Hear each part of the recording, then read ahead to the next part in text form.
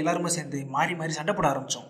சண்டை ரொம்ப பெருசாச்சு, சத்தமும் பெருசாச்சு. அதனால ஏடா அங்கே சத்தம்னு சொல்லி டாமிக்கிற மலமாடு அந்த பார்க்கு வேண்டியப்பட்டவன் போல.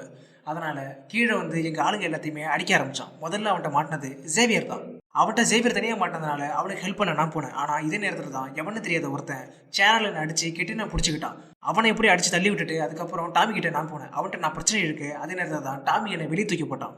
டாமியை வெளியே வர நானும் டாமியும் மாற்றி மாதிரி சண்டை போட ஆரம்பிச்சோம். நான் அவன் அடிக்க அவன் என்ன அடிக்கன்னு சொல்லி இந்த சண்டை ரொம்ப பெருசாக போச்சு. அதனால எப்படியோ ஒரு வழியை டாமி அடிச்சு அவனை கீழே தள்ளி விட்டுட்டு அவன் மூஞ்சி முகரையை பேக்க ஆரம்பிச்சேன். ஆனால் இதே நேரத்தில் எவனே தெரியாத ஒருத்தன் போதும், இதுக்கு மேலே நீ அவனை அடிச்சுனா அவன் செத்தே போயிடுவான், நீ ஜெயிச்சிட்ட, ஸோ அவனை விட்டுருன்னு சொல்லி கெஞ்சுன்னு கெஞ்சினான். இதெல்லாம் கேட்க நீ யாரான்னு சொல்லி கேட்கும்போது தான் நான் யாரா இருந்தா என்ன, மனித உயிர் தான் முக்கியம்னு சொல்லி கேனத்தனமாக பேசிக்கிட்டு இருந்தான்.